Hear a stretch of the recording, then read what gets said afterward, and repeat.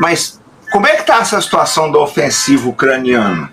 Eu não vou dar nenhum juízo de valor, eu preferi ouvir os senhores. Qual a visão que vocês têm dessa ofensiva? Se ela tem futuro, se ela não tem, se foi mal... Enfim, eu queria a visão dos senhores sobre... A gente vai tratar de diversos temas da guerra da Ucrânia essa noite aí, gente, mas eu acho que o que está mais na onda na imprensa aí é essa ofensiva, né? Como é que vocês estão vendo isso? O que nós estamos vendo agora, essa fase, inicialmente, eu acredito que nós ainda estamos na fase de reconhecimento em força. Os ucranianos estão constituindo forças-tarefa, né, companhias, né, batalhões, e estão fazendo reconhecimento em força em vários pontos da linha. Eu pediria ao Robson, por favor, botar aquele primeiro mapinha, onde você tem as duas principais concentrações, né, vamos dizer assim, os principais movimentos de... Só um minutinho aqui. Porque é importante que nós tenhamos isso em mente. Por quê? Porque a coisa tende a se intensificar. De que maneira? Porque esse reconhecimento em força, ele visa... né? Eu vou aqui fazer um pequeno histórico. Vai falando que eu vou colocando o mapa aqui. Antes dessa fase agora, nós tivemos uma fase onde muitos DRGs ou DSRGs, fica a critério de vocês como querem chamar, e se infiltravam nas posições russas. Eu lembro que são 1.000 quilômetros de extensão, então tem brecha, né? Isso é comum. Então eles se infiltravam para recolher informações, verificar o dispositivo, ver o tempo de reação. Então eram normalmente tropas a pé, né? Elas se infiltravam com viaturas até um determinado ponto e dali faziam infiltração. Isso é importante. Por quê? Vamos lá, algumas características do terreno da Ucrânia que facilita isso. Você tem muito renque de árvore separando as propriedades. E você tem rios. E nesses rios você tem uma mata ciliar. Ainda que seja pequena, às vezes 5, 10 metros, ela permite, né, que eles progridam à noite até esse renque de árvores ou essa mata ciliar, fiquem lá durante o dia escondidos e depois prossigam nas suas missões. Isso é importantíssimo. Isso permitiu a eles ver esses eixos, né, esses principais eixos onde estão sendo deflagrados. A segunda fase, né, nós passamos uma semana vendo o quê? Vendo reconhecimento em força. Sendo constituído força-tarefa, né, forte infantaria, mais força-tarefa nível companhia, né? Nós passamos uma semana vendo isso. Companhia, isso foi mostrado várias vezes. Por exemplo, teve um pelotão, nós vimos um pelotão de Leopard, né, 2 a 4, junto com Bradleys, né? Junto com Bradleys. Aquele blindado americano de infantaria sobre lagartas. Então, nós vimos muitos dessas forças, né, dessas forças-tarefas, sendo até destruídas, né, porque se movimentaram de uma forma precoce, ou então não conseguiram chegar no ponto de reunião designado. Então, esse é o típico reconhecimento em força.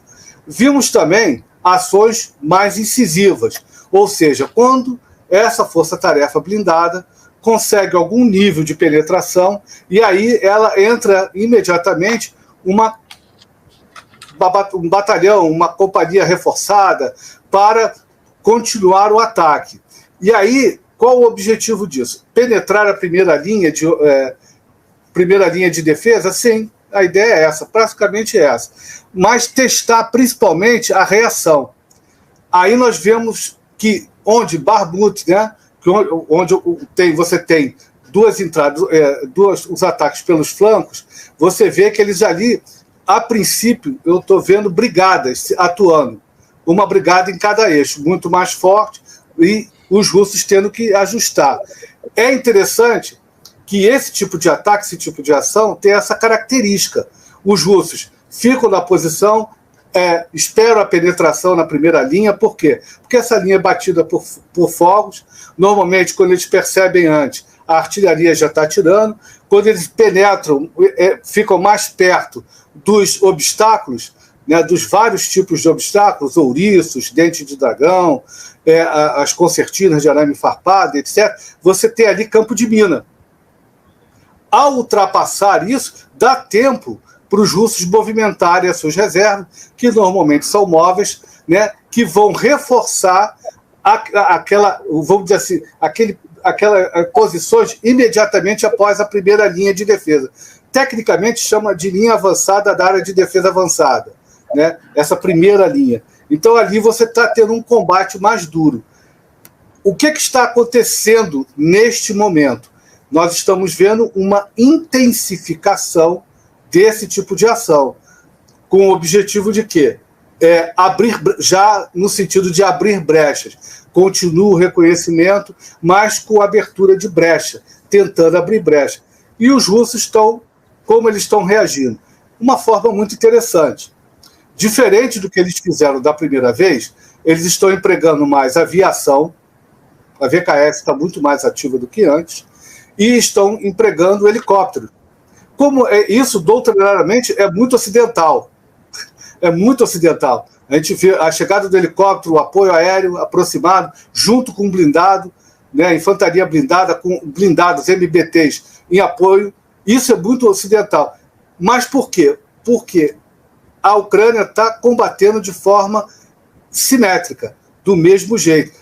A Ucrânia também está adotando padrões de conduta, padrões táticos e padrões operacionais ocidentais. Isso, para mim, é bem visível. Eu não consigo ver, eu peguei um comentarista desses dias, Robson, e o cara falou, a Ucrânia será altamente inovadora, perspicaz. Ah, eu vi o português. Eu fiquei olhando assim, eu falei, caraca, eles estão seguindo o manual. Estão seguindo o manual, tentando fazer, iludir, fazer as fintas, né? Atrair as forças. Ele falou isso ontem. Aí hoje já não tinha matéria, colocaram um cara tocando sax em cima de um telhado numa rua e numa cidade inundada lá na Ucrânia. Hoje já ficaram sem assunto. Os caras. Desculpa aí.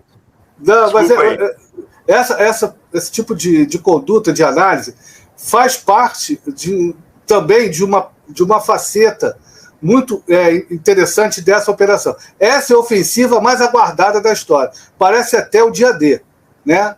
Todo mundo sabia que ocorreu, só não sabia mais ou menos os lugares que estavam previstos, né? Se seria Normandia, né? Se seria, né, mais em cima. Bem, não importa, mas todo mundo sabia que ia acontecer. E ela aconteceu. E a operação psicológica faz parte desse tipo de ação.